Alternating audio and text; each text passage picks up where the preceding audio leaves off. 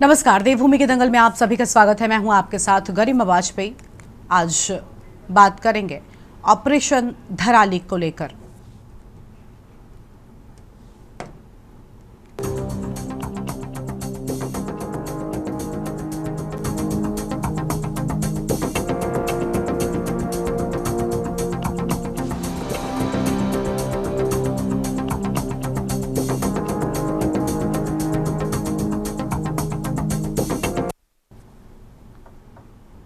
उत्तराखंड के उत्तरकाशी जिले में स्थित धराली और हर्षल गांव उन दिनों भीषण प्राकृतिक आपदा की मार झेल रहे हैं, जहां पहाड़ों की खामोशी में तबाही की चीखें अब तक महसूस की जा रही हैं।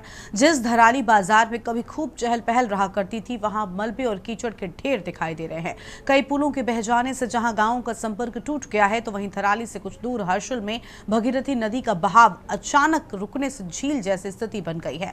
भूस्खलन और भारी मलबे के चलते नदी का रास्ता रुक गया है, जिससे हर्षल में संकट और गहरा गया है। ये बदलाव स्थानीय बाशिंदों को किसी आने वाली और बड़ी आपदा की चेतावनी जैसी मानी जा रही है। धराली गांव अब मलबे और कीचड़ का मैदान बन चुका है। पूरा बाजार जमीन के नीचे दब चुका है। दुकानों और घरों के सिर्फ निशान बाकी बचे हैं। गांव के मुख्य पुल का लोहे का स्ट्रक्चर बह चुका है, जिससे गांव का संपर्क पूरी तरीके से टूट गया है। सेना और एनडीआरएफ की टीमें राहत और बचाव कार्य में जुटी हुई हैं। कई जगहों पर खुदाई कर लोगों तक पहुंचने की कोशिश जारी है। राहत ऑपरेशन भी लगातार चल रहे हैं और हर संभव कोशिश की जा रही है कि लोगों को सुरक्षित निकाला जाए। मुख्यमंत्री ने घोषणा की है कि ग्राम धराली, तहसील भटवाड़ी, जनपद उत्तरकाशी में आपदा से जिन लोगों के मकान पूर्णतः क्षतिग्रस्त या फिर नष्ट हुए हैं, उनके पुनर्वास विस्थापन हेतु 5 लाख की तत्काल सहायता राशि प्रदान की जाएगी। इसके अलावा आपदा में मृतकों के परिजनों को भी 5-5 लाख रुपए की सहायता राशि दी जाएगी, ताकि उन्हें इस कठिन समय में आर्थिक सहारा मिल सके। आज इसी मुद्दे पर हम विस्तार से करेंगे चर्चा। खास मेहमानों का पैनल हमारे साथ में होगा, लेकिन उससे पहले एक रिपोर्ट आपको दिखाते हैं।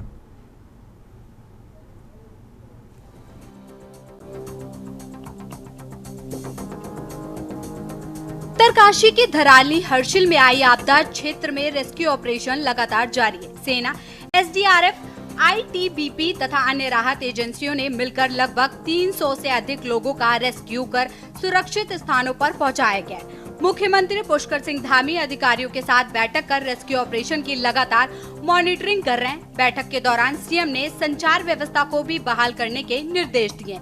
मुख्यमंत्री ने निर्देश दिए कि पीडब्ल्यूडी, जल संस्था, ऊर्जा आदि विभाग के अधिकारी वहीं डटे रहे। डॉक्टर और दवाई की व्यवस्था भी सुचारू रूप से की जाए।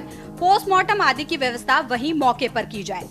मुख्यमंत्री ने मुआवजा वितरण की प्रक्रिया को जल्द से जल्द शुरू करने के भी निर्देश दिए। नेताला में अवरुद्ध मार्ग खोल दिए गए। मार्ग खुलते ही यहाँ फंसे लोगों को राहत और बचाव दल तेजी से काम कर रहा है। खाद्य विभाग तथा स्वास्थ्य विभाग की एक टीम बनाकर भी घटना स्थल के लिए रवाना की जा रही है। मुख्यमंत्री पुष्कर सिंह धामी ने आज आपदा ग्रस्त इलाके का पैदल निरीक्षण कर आपदा में हुई हानि की जानकारी ली। वहीं भीषण आपदा पर चमोली जिले के पीपलकोटी के समीप भनेर पानी में बद्रीनाथ राष्ट्रीय राजमार्ग खोलने के प्रयास दोनों ओर से किए जा रहे हैं। एनएसडीसीएल की मशीनें भूस्खलन पॉइंट के दोनों छोर पर युद्ध स्तर सड़क मार्ग खोलने में जुटी है। वहीं प्रशासन ने तीर्थ यात्रियों को सुरक्षित जगह ज्योतिर्मठ, पीपलकोटी, चमोली, कर्णप्रयाग सुरक्षित स्थानों पर रुकवाया गया है। तीर्थ यात्री दोनों तरफ से सड़क खुलने का इंतजार कर रहे हैं। सबके ध्यान में ही है और बहुत जगह हमारा रोड वॉश आउट है। कई जगह पर हमारे पुल भी ध्वस्त हो गए हैं, कहीं कहीं तो रोडें ही नहीं है। तो हम लोग कल से देख रहे हैं, माननीय मुख्यमंत्री जी का गाइडेंस भी यहाँ पर सारे लोगों के साथ, जैसे आपदा के टाइम में रेस्क्यू करना चाहिए। लगभग 300 से ज़्यादा लोग रेस्क्यू कर लिए गए हैं और वर्तमान में अब हमारी एयर कनेक्टिविटी अच्छी हो गई। अब रोड कनेक्टिविटी की तरफ हम जा रहे हैं और इलेक्ट्रिसिटी कनेक्टिविटी के लिए वहाँ पर हमारे जनरेटर सेट पहुँच रहे हैं, जिससे कि वहाँ इलेक्ट्रिसिटी कनेक्टिविटी हो जाए और इलेक्ट्रिसिटी कनेक्टिविटी होने के बाद मोबाइल कनेक्टिविटी हो जाए। ये प्राथमिकता के साथ रोड कनेक्टिविटी बहुत महत्वपूर्ण तरीके से होना चाहिए। तो मैं उत्तरकाशी तक, मैं कल देहरादून से हरिद्वार से आया तो हमारी ये सारी रोड क्लियर हो गई है। अब उत्तरकाशी से लेकर भटवाड़ी तक और भटवाड़ी से आगे हमारा पापड़गढ़ तक। देखिए, ऑनरेबल सीएम वहाँ पर ऑलरेडी लीड कर रहे हैं सभी ऑपरेशंस को और उनके दिशा निर्देश में सारा रेस्क्यू और रिहेबिलिटेशन वर्क गतिमान है। यहाँ देहरादून जिले में भी कल 112 हमारे जो स्ट्रैंडेड यात्री थे वो इवैक्यूएट किए गए थे और उनको सकुशल उनके गंतव्य स्थानों तक फैसिलिटेट कर दिया गया है। जिन लोगों को स्टे ऑप्शन चाहिए था तो उनको ड्यूली स्टे करवाया गया है और जैसा भी उनका फिर आगे विचार होगा, वो रुकना चाह रहे हैं तो दे आर मोस्ट वेलकम, और अगर गंतव्य स्थानों तक जाना चाहेंगे बाय ट्रेन और बाय बस तो उसका पूरा इंतजाम करवाया गया है। मेहरबानी में कल 30 मीटर्स का एक वॉश आउट जोन डेवलप हुआ था जिसमें NHIDCL द्वारा दोनों साइड से काम किया जा रहा है, जोशीमठ और चमोली साइड से। अभी जो प्रगति है उसमें कुछ रैंप उन्होंने डेवलप किया है, उसके बाद बहुत बड़े बोल्डर्स पहाड़ की साइड से वहाँ पे पाए गए हैं जिनमें ब्लास्टिंग की प्रक्रिया की जा रही है और अब से कुछ देर में वहाँ ब्लास्टिंग की जाएगी, कंट्रोल ब्लास्टिंग, ताकि एक रैंप बनाया जाए और जो हमारे यात्रीगण हैं उनको सुरक्षित स्थानों पे हमने रोका है। करीब 1200 से 1300 यात्री हैं जो बद्रीनाथ की तरफ हमारे अभी विभिन्न स्थानों पे रुकवाए गए हैं और जैसे ही रास्ता ओपन होगा तो प्राथमिकता यही रहेगी कि जो यात्री बद्रीनाथ से चमोली और ऋषिकेश की ओर जाना चाह रहे हैं उनको प्राथमिकता पर हम निकालने का प्रयास करेंगे और फिलहाल हमने अभी यात्रा को रोका हुआ है। बात करें मौसम की तो प्रदेश में लगातार बारिश का दौर जारी है। मौसम विभाग ने प्रदेश के कई जिलों में भारी बारिश का पूर्वानुमान जताया। इसी भारी बारिश के चलते बादल फटने से कुछ दिन पहले आई उत्तरकाशी के धराली की आपदा का रेस्क्यू ऑपरेशन भी लगातार जारी, जो बारिश के कारण और भी मुसीबत में डल रहा है। वहीं बीजेपी प्रदेश प्रवक्ता हनी पाठक ने बताया कि रेस्क्यू ऑपरेशन लगातार जारी है। खराब मौसम के चलते हेलीकॉप्टर के जरिए मदद पहुंचाने में रुकावट हो रही है, लेकिन प्रदेश सरकार आपदा को लेकर गंभीर बनी हुई है। लगातार मुख्यमंत्री धामी घटना स्थल की जानकारी व अपडेट ले रहे हैं। शासन प्रशासन, सेना, NDRF, SDR सभी अलर्ट मोड पर हैं। भले ही मौसम खराब है, लेकिन किसी भी प्रकार से पीड़ितों को राहत पहुंचाने का काम लगातार जारी है। प्रबंधन को लेकर के और पराली की घटना के बाद सचिवालय में कैबिनेट की बैठक जरूर हुई, उसमें मुख्यमंत्री ने अधिकारियों से चर्चा भी जरूर की होगी, लेकिन जब घटना घट गई है, जब चिड़िया खेत चुप कर के चल गई है, उसके बाद पछताने से क्या होगा? आप पहले क्यों नहीं जागते हैं? ये आपदाग्रस्त प्रदेश है, ये किसी से छुपा हुआ नहीं है और कांग्रेस पार्टी लगातार सरकार को चेताने का काम करती है, भूगर्भीय वैज्ञानिक सरकार को चेताने का काम करते हैं, पर्यावरणविद जो है प्रदेश की संवेदनशीलता के बारे में लगातार आपको आगाह कर रहे हैं, फिर आपकी तत्परता नजर क्यों नहीं आती है? जो वैज्ञानिकों की चेतावनियां हैं, जो इसरो की जो है सर्वे रिपोर्ट है, उसको आप दबा करके क्यों बैठे? रेस्क्यू के लिए उधर दराली नहीं जा रहे थे सर जी, आर्मी के साथ में पोर्टर हूँ सर, तो मैं भी जा रहा था सर। अचानक ऊपर से मलबा आया सर, मतलब वो हर्षिल वाला बादल फटा सर दोबारा, तो उसमें हम कुछ लोग घायल हो गए सर, बस इतना ही। कितने लोग थे आप? सर हम थे सर 15 से 20 लोग थे सर। गाड़ी पे थे, पैदल चले थे? मतलब हम सामान वगैरह लोड कर रहे थे सर ऊपर के लिए, दराली के लिए, मतलब निकलने ही वाले थे, तब तक ऊपर से वो बादल फट के आया सर रेस्क्यू करने की। तो उन्होंने बोला भी और भी आदमी आ जाओ रेस्क्यू, यहाँ भी काफ़ी दिक्कत है।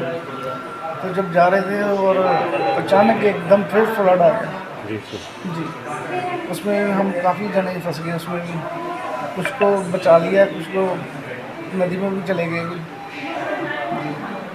आपके साथ कितने लोग होंगे सर जो अभी तक मिसिंग हैं? सर ये तो हम बता नहीं सकते क्योंकि हम भी लोकल हैं। फिर भी जिस टीम में आप थे सर उस टीम में तो पता होगा। हम सर 15-16 जने थे। अच्छा हाँ जी। उसमें से कितने सुरक्षित हैं सर? जहाँ कम से कम जो है 8-10 है इधर। देखिए, लगातार जो रेस्क्यू ऑपरेशन है वो प्रगतिशील है, लेकिन कल जिस प्रकार से मौसम साफ रहा और एकदम रेस्क्यू ऑपरेशन चला जा रहा था, लगातार लोगों को निकाला जा रहा था, उन तक मदद पहुंचाई जा रही थी। निश्चित तौर पर ये खराब मौसम की वजह से जो हमारे हेलीपैड पे हेलीज रुकी हुई हैं और हेलीकॉप्टर रुके हुए हैं, वो सब लोगों की मदद के लिए एकदम इंतजार में है। उसमें निश्चित तौर पर ये खराब मौसम के कारण ये समस्या तो उत्पन्न होगी, लेकिन फिर भी सरकार पूरी तरीके से गंभीर है। हमारे मुख्यमंत्री श्री पुष्कर सिंह धामी जी आपदा स्थल पर लगातार मौजूद हैं, लगातार हर चीज़ों की जानकारी ले रहे हैं, अपडेट ले रहे हैं। शासन और प्रशासन पूरी तरह से अलर्ट मोड में, SDRF, NDRF की टीम अलर्ट मोड में है।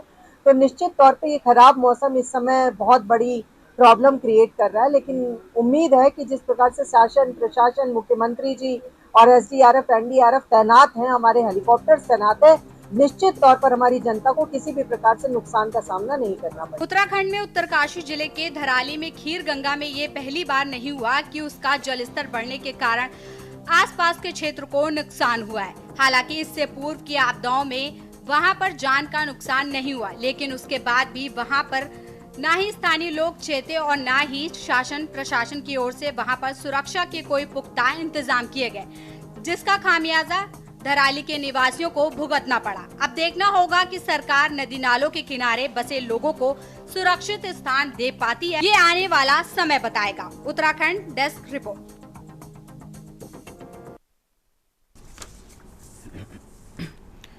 और इसी मुद्दे पर आज विस्तार से करेंगे चर्चा। खास मेहमानों का पैनल हमारे साथ में जुड़ चुका है। कुंवर जपेंद्र सिंह जी हैं, प्रदेश प्रवक्ता भारतीय जनता पार्टी, आशीष सैनी प्रदेश प्रवक्ता कांग्रेस पार्टी की ओर से, और दीपक रावत केंद्रीय प्रवक्ता यूकेडी की ओर से। तन्मय ठोपाल जी हमारे साथ में राजनीतिक विश्लेषक हैं। सभी मेहमानों का बहुत बहुत स्वागत है। कुछ और मेहमान भी हमारे साथ में आगे चर्चा में जुड़ेंगे। सबसे पहले शुरुआत जपेंद्र सिंह जी के साथ में कर लेते हैं। जपेंद्र जी, एक्शन में सरकार, लेकिन अभी भी रेस्क्यू उतना जोरदार नहीं हो पा रहा है जितनी उम्मीद लोगों ने लगाकर रखी है। और देखिए, हम यही चाहते हैं, कोई राजनीति नहीं होनी चाहिए, लेकिन सवाल उठने चाहिए। ठीक है, ITBP NDRF SDRF सब एक्टिव हैं, लेकिन एक आरोप विपक्ष का ये भी है कि हेलीकॉप्टर भाई मुख्यमंत्री के लिए फोटो खिंचाने के लिए आ जाता है, लेकिन वो हेलीकॉप्टर उतनी मदद नहीं कर पा रहा है जितनी होनी चाहिए। देखिए, क्या हम सबको ये नहीं लगता कि कांग्रेस की इस तरह की बयानबाजियों के ऊपर हम लोगों को समय व्यर्थ नहीं करना चाहिए। सरकार काम करने के लिए, मुख्यमंत्री फील्ड में काम कर रहे हैं। अब जब काम करेगा कोई, तो कोई भी कैमरा घूम के काम करने वाले के ऊपर आ जाएगा। जो काम करेगा, और कैमरे वहां ये देख रहे हैं कि काम कर कौन रहा है, क्या हो रहा है, सारा मीडिया वहां है, राष्ट्रीय मीडिया वहां है, स्टेट का मीडिया वहां है। और ऐसे में ये सलाह देने से ज्यादा ये महत्वपूर्ण है कांग्रेस के लिए कि राजनीति कैसे की जाए, आरोप कैसे लगाए जाएं, काम में कमियां कैसे निकाली जाएं, और कहीं ना कहीं सरकार को घेरने का प्रयास कैसे किया जाए। तो ये तो हमारे प्रदेश के विपक्ष का चरित्र है, और उस चरित्र को ना गरिमा जी आप बदल सकते हैं, ना हम बदल सकते हैं, और इस चरित्र को बदलने का प्रयास भी नहीं करना चाहिए। काम होना चाहिए, क्षेत्र में काम हो रहा है। आपदा प्रभावित हमारे उत्तराखंडी बहन भाई जो आज अपने मुखिया पर भरोसा जता रहे हैं, मुखिया उनके दुख में शामिल हो रहा है, मुखिया उनके लिए हर वो सुविधा वहां खड़ी करने का प्रयास कर रहा है जो इन विकट स्थितियों में और भी विकट होती जा रही हैं। और मौसम साथ नहीं दे रहा है। हम प्रकृति के आगे तो इंसान का जोर नहीं चलता, और ऐसे में भी जब सरकार जूझ रही है, सारे शासनिक प्रशासनिक अमला वहां जूझ रहा है, अधिकारी वहां है, क्योंकि अगर प्रदेश का मुखिया वहां है तो अधिकारियों को भी रहना है। तो इन सब चीजों के बाद हमें ये लगता है कि हमारे लिए संतुष्टि आपदा प्रभावित क्षेत्रों में हमारे उत्तराखंडी बहन भाइयों की, बुजुर्गों की है, और वो संतुष्ट हो रहे हैं। और इसमें अब विपक्ष क्या सोचता है, विपक्ष कैसी राजनीति का आगाज करता है, विपक्ष अपना कौन सा चरित्र सामने लेकर आता है, ये विपक्ष की टेंशन है, ये हमारी टेंशन नहीं है। हमारी टेंशन केवल और केवल काम करना और रिजल्ट देना है, जो मुख्यमंत्री फील्ड पर कर रहे हैं और सरकार कर रही है। ठीक है, लौटते हैं आपके पास में। आशीष सैनी जी ने सुन लिया होगा। आशीष जी, क्या कहना चाहेंगे? मुख्यमंत्री सरकार, मुख्यमंत्री लगातार काम कर रहे हैं, बैठकें हो रही हैं, खुद उन्होंने बाढ़ प्रभावित इलाकों का दौरा किया, निरीक्षण किया, हवाई सर्वेक्षण किया। कांग्रेस को ऐसा क्यों लग रहा है कि जो आम जनता की चीखें हैं, जो पीड़ितों की चीखें हैं, वो सरकार सुन नहीं पा रही है? क्या वजह है आखिर? राजनीति से हटकर थोड़ा जवाब दीजिएगा। मुझे लगता है ये मुद्दा राजनीति का नहीं बल्कि एक मानवीय भावों का है। आशीष जी। गरिमा जी, आपने बिल्कुल ठीक कहा।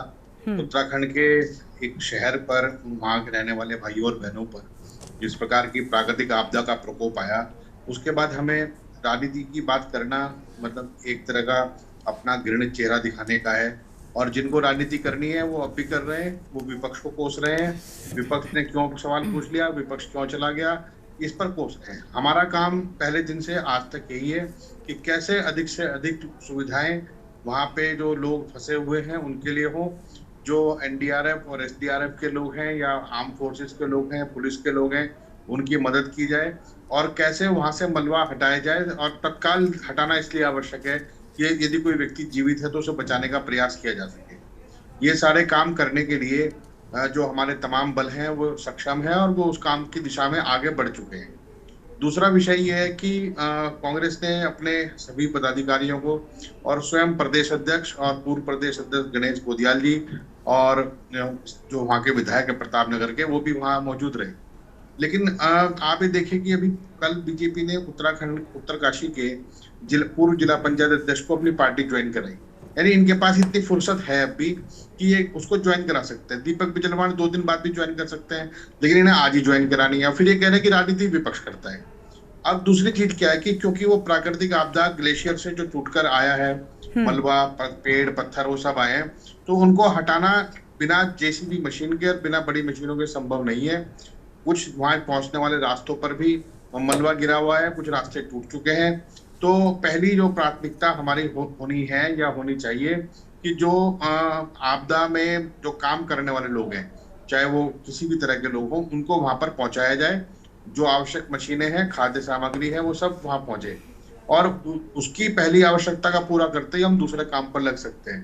दूसरा, जो पूरा छोटा जितना सुंदर शहर था, छोटा सा कस्बा जिसे कह सकते हैं, वो जो तबाह हुआ है, वहाँ कौन कौन लोग रहते थे, कौन लोग मजदूर थे जो बाहर से आने वाले काम करने वाले थे, वहाँ बिहार के, नेपाल के और जगहों से आए हुए लोग थे जो होटल संचालन करते थे या अन्य कामों करते थे। उनके यहाँ जाना बड़ा दुखदायी है। और आज पूरे जिन जिन प्रदेशों से वो लोग हैं और या जिन जिन देशों से हैं, तो हमारी एक जिम्मेदारी बनती है कि उनको भी हम तत्काल अपनी सूचनाओं के लूप में रखें और पहले ये जानकारी जुटाने की कोशिश करें कि आखिर कितने लोग वहां थे, कितने लोग बचे और कितने लोगों के लिए क्योंकि जो बीच में एक पुल था, जो साफ दिखाई दे रहा है कि वो पुल टूट गया, जो पीछे पुल था, तो इधर रहने वाले नागरिक उधर पहुंच पा रहे, नहीं पहुंच पा रहे। तो ये सारे सवाल ऐसे हैं जो तुरंत किए जाने, जिसमें एक एक मिनट की देरी एक एक जान पर भारी पड़ेगी। वहां आप केदारनाथ जो आपदा थी, वहां पर भी समस्या ये थी कि जो लोग बचकर पहाड़ों में चले गए थे, उनके सर्वाइवल में भी बहुत दिक्कत आई। अभी वहां से ऊपर से पानी आ रहा है, मलबा भी आ रहा है, लगातार रेत आ रही है और वो घरों में जो बचे हुए घर तो उनमें धीरे धीरे घुसकर उनको तबाह करता जा रहा था। अब वहां पर बिल्कुल उसके बहाव के रास्ते में कुछ नहीं बचा, लेकिन जो लोग बचे हैं उनको हम कैसे ला सकें, ये प्रयास करने के लिए सरकार को निश्चित रूप से उन लोगों को भी लाना चाहिए जो स्वयंसेवी संस्थाएं हैं, वो वहां पर आए और काम करें। उसके लिए सबसे पहली आवश्यकता हेलीकॉप्टर्स की है और दूसरे वहां पर हेलीपैड की है। 2 चीजें तत्काल हो जानी चाहिए, उनको किया जाना चाहिए दिशा में, और मैक्सिमम से मैक्सिमम लोग वहां पहुंचकर वहां पर जो राहत कार्यों में अपना सहयोग कर सकते हैं वो करें। लेकिन जो मुख्यमंत्री जी की बात थी, अभी जपेंद्र जी ने कहा कि कैमरा लेकर गए थे और बहुत सारी राष्ट्रीय मीडिया के लोग थे। तो जब ये मीडिया के लोग गए तो एक एक पैकेट खाने पीने का इनके पास बस्ते में डाल देते, ये चले जाते जब वहां। अब जब ये न्यूज कवर करने गए हैं तो जो इनको समस्याएं दिखेगी तो वो सवाल किससे पूछेंगे? वो सवाल आकर अधिकारियों से, सरकार से तो पूछेंगे, वो जितने पत्रकार गए। तो उन पत्रकारों का भी आप उपयोग कीजिए, उनके द्वारा दी गई सूचनाओं का उपयोग कीजिए और इसका एक कॉमन फोरम बनाकर एक तरह से वार रूम जिसे कह सकते हैं वो देहरादून में बने और एक एक सूचना का सही उपयोग, एक एक साधन का सही उपयोग जो बाहर से आ रहे हैं, यानी आपकी ओर से, देखिए आपकी ओर से सुझाव अच्छे दिए गए। मैं जरूर ये कहूंगी कि अगर सरकार को सुझाव लेनी चाहिए, जरूर समझना चाहिए। कुल मिलाकर सबकी भावना ये होनी चाहिए कि जल्द से ज्यादा लोगों को बचाया जाए और ज्यादा रेस्क्यू हो सके। बहुत अच्छी बात है। चले लौटते हैं आपके पास में। सवाल पूछने की बात कही, उस पर हम जवाब बीजेपी से लेंगे, लेकिन बाद में। पहले दीपक रावत जी हमारे साथ में हैं, केंद्रीय प्रवक्ता यूकेडी की ओर से। दीपक जी क्या कहना चाहेंगे? मलबे में अभी भी दबे लोगों को तलाशा जा रहा है और ये रेस्क्यू बहुत लंबा चलेगा, क्योंकि तबाही कुछ सेकंड्स के भीतर आई थी, लेकिन नुकसान इतना बड़ा और इतने बड़े क्षेत्रफल में देकर गई है कि वाकई आकलन करना, और शायद अभी तो मतलब समझ ही नहीं आ रहा होगा कि मलबे के नीचे कितना कुछ और कितने लोग हैं। क्या वाकई अभी आप उम्मीद है कि इतना सब कुछ जल्दी इतनी सही हो जाएगा? क्या और कदम सरकार को करने चाहिए? किस और तरीके का इस्तेमाल प्रशासन को करना चाहिए कि जल्द से जल्द ज़्यादा से ज़्यादा लोगों को बचा सके हम? गरिमा जी, देखिए इस बारे में हम अगर कोई राजनीति की बात ना करें तो बहुत अच्छा रहेगा, लेकिन क्या करें, क्योंकि सरकार जब स्वयं राजनीति कर रही हो और विपक्ष से ये उम्मीद कर रही हो कि वो राजनीति की बातें ना करें, तो ये ऐसा लगता है कि जैसे आपदा में अवसर भारतीय जनता पार्टी ढूंढती रही है वैसे ढूंढ रही है। अब मैं आपको इसका उदाहरण देता हूँ। देखिए 2013 का जो आपदा आई थी केदारनाथ की, उससे कुछ कम ये आपदा है। तो आप अंदाजा लगाइए कि 2013 के बाद सारे भूगर्भ विशेषज्ञ वैज्ञानिकों ने रिसर्च करा, और रिसर्च मैं आपको आपके माध्यम से दर्शकों को जानकारी देना चाहता हूं, जिसमें यहाँ वाडिया जो भूगर्भ जो संस्थान है उसके वैज्ञानिक, plus Garhwal university central university है उसके वैज्ञानिक, उन सभी ने 2013 के बाद तमाम ऐसे जगहों का चयन किया था कि जहां जहां ऐसी परिस्थितियां 2013 की जो केदारनाथ यात्रा की परिस्थितियां हैं ऐसी बन सकती हैं। आप यकीन मानेंगे गरिमा जी, धराली को भी उन्होंने प्रश्न चिन्ह में रखा था। अब आप मुझे बताइए, धराली के निर्माण में उन्होंने कहा था कि धराली ऐसी जगह पर है जहां पर इसकी संभावनाएं बन सकती हैं। और देखिए कुदरत का करिश्मा, देखिए कुदरत का कहर, देखिए कुछ भी आप बोल लीजिए कि आज हम उस निर्णय जो उनका निर्णय था उस पर अगर सही समय पर कार्रवाई की होती तो जान माल क्या नुकसान कम से कम किया जाता। अब हम आज भारतीय जनता पार्टी सत्ता में है तो प्रश्न उनका है, कल अगर कोई भी अगर सत्ता में होता तो प्रश्न उससे पूछा जाता। गरिमा जी एक साधारण सा प्रश्न है, हम ये पूछना चाह रहे हैं कि चारधाम यात्रा सुचारू रूप से चलेगी, चारधाम यात्रा स्थगित हो चुकी है, चारधाम यात्रा में हमारे सारे उपाय हैं। आज मैं आपसे पूछ रहा हूं, ये चारधाम यात्रा का ही रूट है, 5 दिन होने को आए हैं, आज तक पूर्ण तरीके से हम लोगों ने जो हमारे उपाय किए जाने थे, जो हमें वहां पर रेस्क्यू करना था, वो नहीं हो पाया है।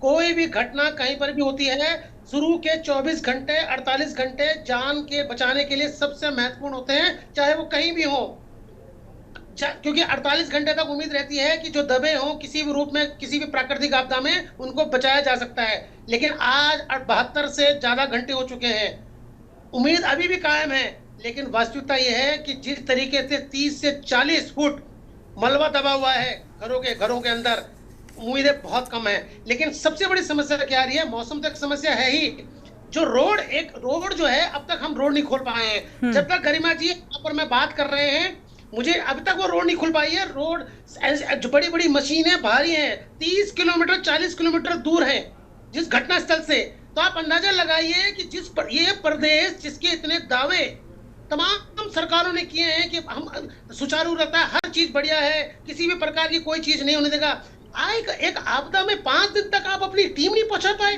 और हम विपक्ष होकर प्रश्न भी ना करें। गरिमा जी, हम ये पूछना चाह रहे हैं कि उस पहाड़ के आदमी को आप कब तक दिलासा देके हम रखेंगे। मैं भारतीय जनता पार्टी पर आरोप नहीं लगा रहा हूं, लेकिन व्यवस्थाएं पिछले 25 वर्ष होने को आए हैं इस प्रदेश को, मैं उस व्यवस्था पर प्रश्न चिन्ह कर रहा हूं कि कब तक हम पहाड़ के लोगों को उनके भरोसे, प्रकृति के भरोसे छोड़ देंगे।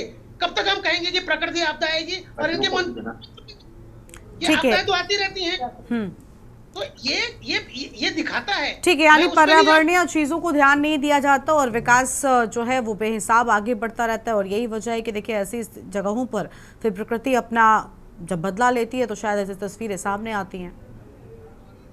स्वीकारना पड़ेगा, चाहे भारतीय जनता पार्टी हो या पूर्व में कांग्रेस की सरकारें रही हो, हमें स्वीकारना पड़ेगा कि हमने अगर सही समय पे वैज्ञानिकों की राय को ध्यान दिया होता, उन्होंने जो राय दी थी, जो सजेशन दी, उसमें काम किया होता, तो शायद। और एक सबसे बड़ा आप देखिए, ये तो गनीमत रही गरिमा जी कि वहां पर आर्मी कैंप था और आईटीबीपी कैंप था। यदि अगर आर्मी कैंप नहीं होता तो आप अंदाजा लगाइए, अगर वहां पर नहीं होता, ऐसी बहुत सी जगहें हैं, अगर ऐसी, लेकिन नुकसान तो वहां पर भी हुआ है ना, नुकसान तो आर्मी कैंप में भी हुआ, धराली में। वही मैं आपसे कह रहा हूँ। तो सोचिए, मतलब 4 दिन तक, 5वां दिन तक आदमी वहां पहुंच ही नहीं पाता, रेस्क्यू वहां टीमें पहुंच ही नहीं पाती। तो ऐसी परिस्थितियों में ये प्रदेश है, और सबसे बड़ी विडंबना यह है गरिमा जी कि हर साल किसी न किसी प्राकृतिक रूप में ये प्रदेश आपदा का दंश झेलता आया है। हम तो सरकारों को चेताते रहते हैं कि आप विकास करिए, पर विनाश के ऊपर विकास मत करिए, पहाड़ के लोगों की आहुतियां देना बंद करिए, एक सुनियोजित नीति बनाइए ताकि विपक्ष आपके साथ है। लेकिन अगर आप ऐसे ही कहेंगे कि विपक्ष जो प्रश्न कर रहा है वो राजनीति है, तो आज के तमाम अखबार दीपक सजवान के नाम से और काठमांडू में जो जीते हुए लोगों की वो डांस करने की वो आई है, उससे भरा पड़ा है। मैं उसकी चर्चा नहीं करना चाह रहा हूँ। ठीक है, लौटते हैं आपके पास में। डोभाल जी हमारे साथ में लगातार बने हुए हैं, राजनीतिक विश्लेषक हैं, बहुत स्वागत सर आपका। रतनमणि जी क्या कहना चाहेंगे? एक तरफ हर कोई कह रहा है कि राजनीति नहीं होनी चाहिए, लेकिन राजनीति तो सबकी ओर से की जा रही है। क्या सत्ता पक्ष में इसमें इन्वॉल्व नजर आता है? क्योंकि तस्वीरें वायरल हो जाती हैं और ये सही बात है कि 24 से 48 घंटे रेस्क्यू के लिए, जान बचाने के लिहाज से सबसे पहले वाले महत्वपूर्ण होते हैं, क्योंकि धीरे धीरे घंटों के साथ उम्मीद बहुत कम होती जाती है। ये बहुत स्वाभाविक है। और जो तस्वीरें हैं, घर बहते हुए नजर आ रहे हैं, सब कुछ चल रहा है, क्या उस ओर ध्यान उतना है जितना होना चाहिए? और एक तरफ ये भी हम कहते हैं, विपक्षी दलों की अगर बात कर रहे हैं, उनका भी एक रवैया ये होता है, जब कहीं पर सड़क नहीं होती तो ये कहा जाता है कि भाई हमें दुर्गम परिस्थितियों में भी सुगम रास्ते चाहिए, हमें सब कुछ चाहिए, सारी सुविधाएं चाहिए। हम पहाड़ पर जाते हैं, कभी हम पर्यटक के रूप में भी अगर कोई घूमने जाता है तो वो चाहता है कि उसे सब कुछ मिल जाए, और फिर उसके बाद ये उम्मीद करना कि वहाँ पर ऐसी चीज़ें ना हों। प्रकृति का रिटेलिएशन ऐसे ही तो होता है। आपने उस नाले को समेटा, लेकिन जब वो अपने असली रूप में वापस से लौटा तो उसने कितनों को समेटा, वो तस्वीरों में हमने देखा। मैं सबसे पहले तो आज रक्षाबंधन है और आपको उसकी शुभकामनाएं देना चाह रहा हूँ, आपको भी और आपके जो गेस्ट हैं उन सब लोगों को धन्यवाद। ये ऐसे समय में ये चर्चा हम लोग कर रहे हैं, बहुत ही दुखद सवाल है। हाँ। लेकिन ये चिंता भी करता है। मैं ये कह रहा हूँ कि तमाम साइंटिस्ट, वैज्ञानिक कहते हैं कि हिमालय का हमारा ये बहुत कमजोर पहाड़ है, ये इसको बनने दीजिए, ये अभी ठोस नहीं है, और ये तमाम बातें वैज्ञानिकों की तरफ से बार बार डराया भी जा रहा है, कहा भी जा रहा है, लेकिन हम नहीं मान रहे हैं। मैं ये ऐसा मानता हूँ कि पर्वतीय क्षेत्र है तो इसमें अति वृष्टि होना, बादल फटना, बिजली गिरना और ये सब कुछ, भूकंपीय जोन भी है, भूकंप का आना, भूस्खलन होना, ये घटनाएं होती रहती है, लेकिन ये तकलीफ देती हैं, लेकिन ये वांछित हैं, ऐसा ये होती हैं और होनी है इनको, लेकिन उसके लिए हम कितना तैयार हैं ये इस पर निर्भर करता है कि हम घटनाओं से कुछ सबक ले रहे हैं कि ले रहे हैं। जो पिछले घटनाएं हो चुकी हैं इस प्रकार की, उनसे हमने सीखा क्या है,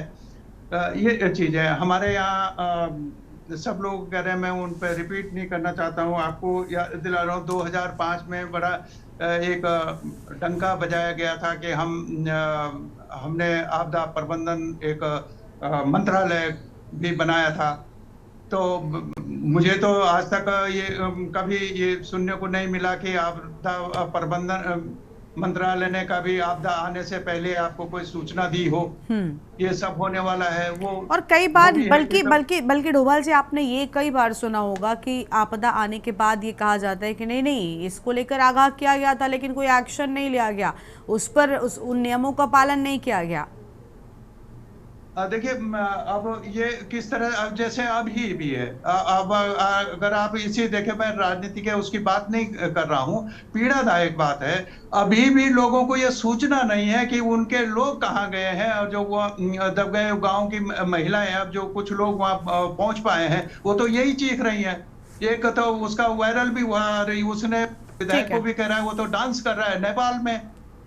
तो ऐसे समय में भी जो वो सत्तारूढ़ दल का विधायक है और वो भाजपा से संबंधित महिला है, वो रो रही है कि मेरे तो दुनिया लुट गई है, 1.5 साल पहले उसका पति चला गया, वहाँ जो बाजार वगैरह था वो तबाह हो गया, कोई उसको ढांढस देती है, और वो ये इस तकलीफ में वो वायरल हो रही है वीडियो, आप लोग देख रहे होंगे, वो तस्वीरें सामने आ रही हैं।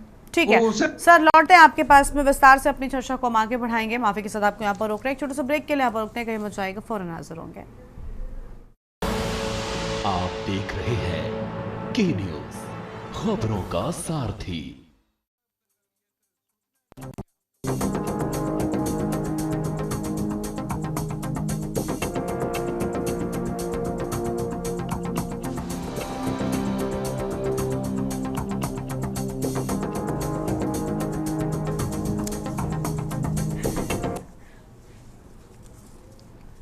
ब्रेक के बाद देवभूमि के दंगल में आप सभी का स्वागत है। खास मेहमान हमारे साथ में लगातार बने हुए, वापस से चर्चा का रुख कर लेते हैं। डोभाल जी हमारे साथ में हैं, राजनीतिक विश्लेषक हैं। सर, आपकी बात अधूरी रह गई थी, आप बोलिए क्या कहना चाहते हैं। मैं सिर्फ यही कह रहा था कि जो भाजपा के जो जपेंद्र जी कह रहे थे वो अच्छे व्यक्ति हैं, प्रवक्ता हैं।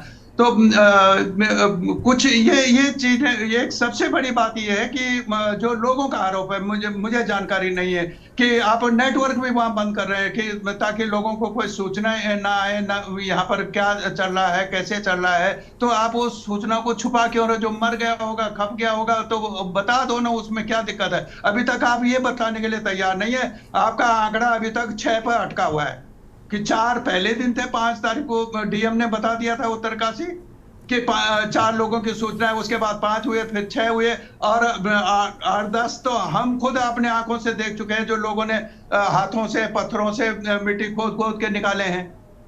लेकिन आपके आंकड़े वहीं पर ठहरे हुए हैं। क्यों? इससे क्या दिक्कत हो रही है? क्या आपको नुकसान हो रहा है? उससे क्या फायदा हो रहा है? ठीक है, चलिए अब जपेंद्र जी से हम जवाब लेते हैं। जपेंद्र जी, देखिए कुछ चीज़ें ऐसी होती हैं ना जो जग जाहिर हो जाती है, जिन्हें छिपाना बहुत मुश्किल होता है। आंकड़े मृतकों के अब तक सिर्फ 6, बिल्कुल ठीक कह रहे हैं डोभाल जी, इतने ही लगभग साझा किए गए हैं। और हर मामले में ऐसे किसी भी, क्यों आखिर इस सच को छिपाया जाता है? आपको नहीं लगता कि जो तस्वीरें, सिर्फ उन 2-4 क्लिप्स को उठा लीजिए जो हम सब ने देखी, दुनिया ने देखी और डर गए उन तस्वीरों को देखकर। सिर्फ उन तस्वीरों में न जाने कितने लोगों को ऐसा लगता है कि हमारे अपनी आंखों के सामने हमने उनके साथ जो तबाही का मंजर देखा, बहुत डरावना है। और उन बिल्डिंग्स में क्या लोग नहीं रहे होंगे? कुछ सेकंड्स के भीतर वो सैलाब हवा की तरह आकर गुजर गया। लोगों को बचने का, भागने का कोई मौका नहीं मिला। सारी तस्वीरें आ रही हैं, फोटो खिंचवाए जा रहे हैं। मदद हो रही कि नहीं हो रही, इस पर बात ही नहीं करते हैं। कोई सवाल नहीं उठा रही मैं कि सरकार क्या, प्रशासन क्या कर रहा है, सरकार क्या कर रही। लेकिन वो चीज़ें भी तो साझा होनी चाहिए, वो नहीं समझ में आ रही। नज़र दुनिया की बनी हुई, सिर्फ उत्तराखंड नहीं बल्कि हम सब भी, बाहर से भी लोग बैठकर अन्य प्रदेशों से भी देख रहे हैं कि आखिर सरकार कैसे मदद पहुंचा रही है ऐसी दुर्गम स्थितियों में लोगों तक। तो हम जानना चाहते हैं क्यों आखिर सच छिपाया जा रहा है? विपक्ष फिर ये कह रहा है, तब फिर क्यों आखिर खराब लगता है सरकार को? क्यों फिर राजनीति वहां पर शुरू हो जाती है? गरिमा जी और रतनमणि जी, ऐसा नहीं है। आज के युग में क्या सच छुपाना संभव है? टेक्नोलॉजी का युग है। हाँ। और जिनके घर के गए तो क्या वो अपनों को ढूंढेंगे नहीं? ऐसा नहीं है। सच कोई नहीं छुपाया जा रहा। केवल और केवल जितनी बॉडीज मिली है वो सबके सामने है। जो रेस्क्यू करके लोग बचाए गए हैं वो मीडिया के सामने है, प्रदेश के सामने है, देशवासियों के सामने है। प्रदेश की सरकार कुछ भी छुपाने का प्रयास नहीं कर रही है। ये भारतीय जनता पार्टी का चरित्र नहीं है। हम केवल और केवल यह समझाने का प्रयास कर रहे हैं कि जो आपदा में राहत कार्य पहुंचाए जा रहे हैं, उन राहत कार्यों में किसी भी तरह की कोताही नहीं बरती जा रही है। अभी बहुत बड़ी संख्या में रेस्क्यू करके लोगों को वहां से निकाला गया। रोज निकाले जा रहे हैं, लाए जा रहे हैं। आर्मी का हेलीकॉप्टर वहां लगा हुआ है, प्राइवेट कंपनियों के वहां हेलीकॉप्टर लगे हुए हैं, और विपक्ष की तरफ से या अन्य लोगों की तरफ से जो भी अच्छी सलाह आती है तो उस पर ध्यान दिया जा रहा है। और यही उम्मीद की जा रही है कि ये वक्त साथ मिलकर चलने का है। सरकार अपना काम कर रही है, पूरी ईमानदारी निष्ठा से कर रहे हैं। माननीय मुख्यमंत्री जी ग्राउंड जीरो पर मौजूद हैं, अपनी आंखों से एक एक मिनट की मॉनिटरिंग कर रहे हैं। पूरा शासनिक प्रशासनिक अमला वहां मौजूद है। उसके बावजूद अब सवाल आता है कि शासन प्रशासन ने उस रिवर बेल्ट में, उस रिवर साइड में इतनी बड़ी वहां पे आबादी बसी कैसे? बिल्कुल वाजिब सवाल है। और चाहे वो किसी की भी सरकारों के समय ये चूक हुई हो, शासन प्रशासन से हुई हो, अधिकारियों से हुई हो, क्षेत्र के जनप्रतिनिधियों ने ध्यान नहीं दिया हो, लेकिन आज भारतीय जनता पार्टी सरकार है और भारतीय जनता पार्टी की सरकार इन चीजों से बच नहीं रही है। आज रिवर बेल्ट के ऊपर अगर आबादी आती है तो पानी तो अपना रास्ता बनाएगा, भविष्य में भी बना सकता है, पहले भी बनाता आया। और ये जो यहाँ आपदा आई है खीर गंगा के पानी की मार के क्षेत्र में, और इसमें जितने लोगों ने भी अपनी जान गंवाई है वो किसी ना किसी घर के चिराग हैं, किसी के भाई हैं, किसी के पति हैं, किसी के पिता हैं।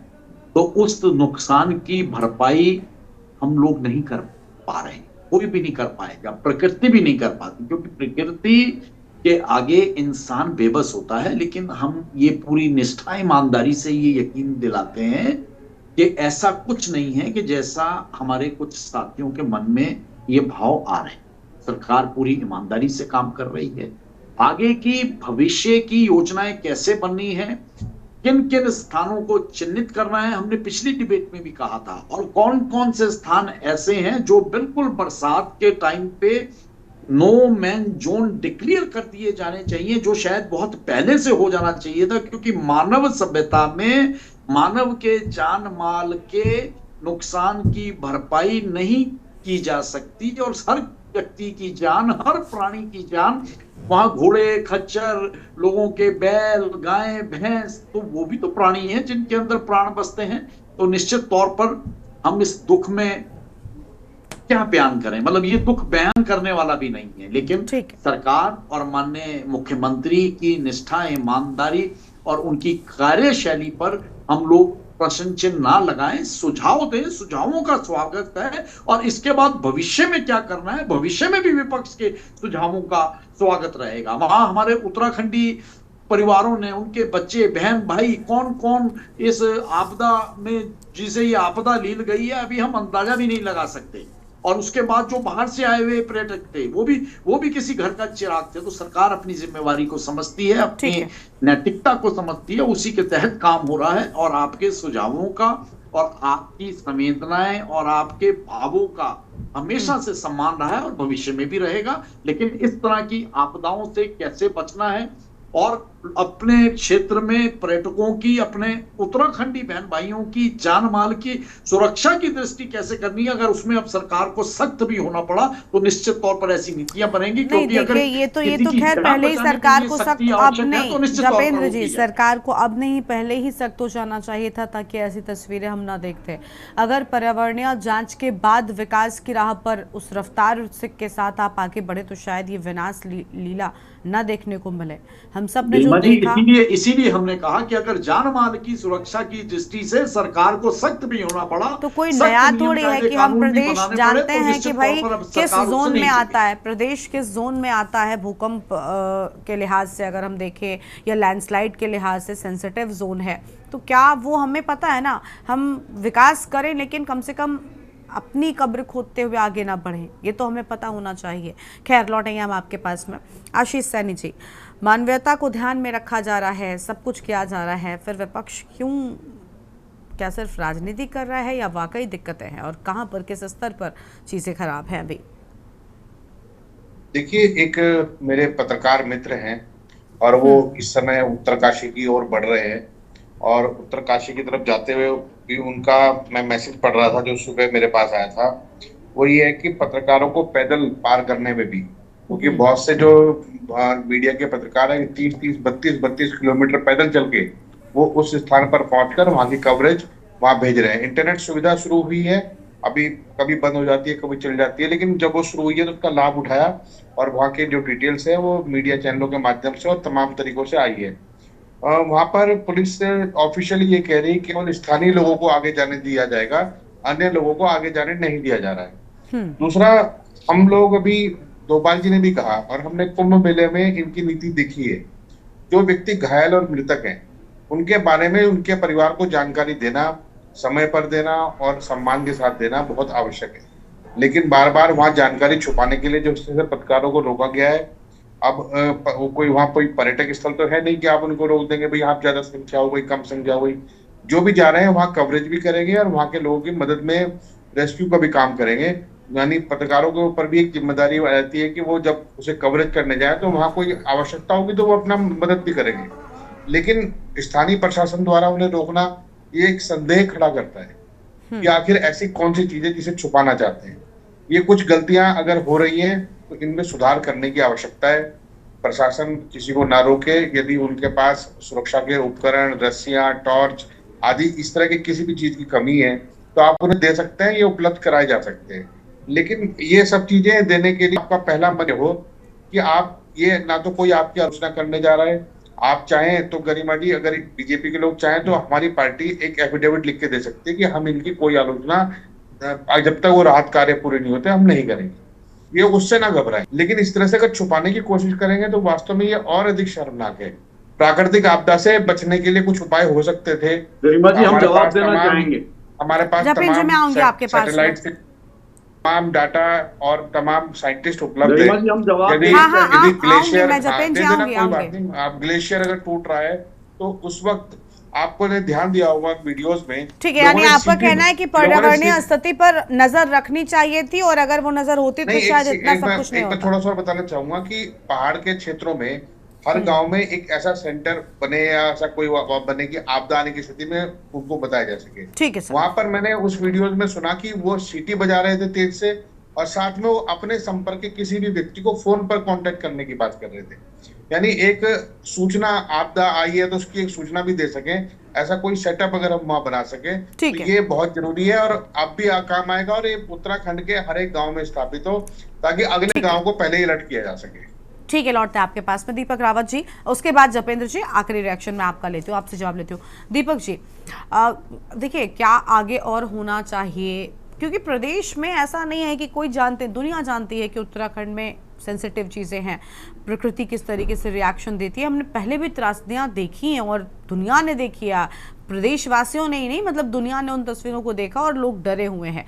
केदारनाथ में जो हुआ था, जो लोग भी उस वक्त वहाँ पर थे ना, उनसे कभी आप मंजर सुनने का प्रयास कीजिए, आप समझेंगे कि आखिर कितनी खतरनाक चीज़ें होती हैं और लोगों को भी पता है, सरकार को भी पता है स्थितियाँ वैसी हैं, तो हम उस पर क्या चर्चा करें, क्या पता नहीं है? इसके लिए विभाग बनाए गए हैं, उनको बताना चाहिए और दूसरा उन्हीं नियमों का पालन करके हमें विकास को आगे बढ़ाना चाहिए, लेकिन वो नहीं होता। हर बार ये कहते हैं कि हम भाई अब करेंगे, जान माल की सुरक्षा की दृष्टि से हम ये भी करेंगे वो भी करेंगे, कोई नया थोड़ी है ये। गरिमा जी देखिए, तमाम आपके तो जब से घटना घटी है आप लगातार इस मुद्दे पे उठाई हुई हैं और अच्छी बात है कि अभी भी आपने इसको मुद्दे को उठाया हुआ है। लेकिन आप देखिए ना, आज अगर मैं गलत नहीं हूं तो आज भी सरकार ये बताने तक तैयार नहीं है कि क्या ये लैंडस्लाइड था, अति ओलावृष्टि, क्या अत्यधिक वर्षा के कारण हुआ, क्लाउड बर्स्ट हुआ या एवलांच था। मतलब आप ये देखिए कि घटना घट चुकी है या फिर कोई झील बनी, वो झील यकायक टूटी, अलग अलग, मतलब इतनी चर्चाएं चल रही हैं घटना के बाद। तो हमें पूछना चाह रहे थे सरकार से कि आपने ड्रॉपलर रडार की बात करी थी, आपने कहा था कि हमें जहां ज्यादा बारिश होगी ये बता दिया जाएगा। तो ये सुविधाएं जो बात सरकार दावे कर रही थी, आज वो दावे कहाँ है गरिमा जी? आप प्रश्न भी नहीं पूछे। आप ये देखिए कि 6 दिन होने को आया, 5वां दिन आज होने को आया है, हमें ये नहीं पता चला कि कहां पर ये, जब 2013 की आपदा आई थी तब भी आया था कि ऊपर झील बन गई थी। आज भी विशेषज्ञ चर्चा इस बात में कर रहे हैं कि वहां पर कोई झील बन गई है और शायद झील टूटी। आज भी चर्चा इस बात की चल रही है कि शायद एवलांच आया। मतलब तरह तरह की बातें की जा रही है, स्पष्ट कुछ भी नहीं हुआ है।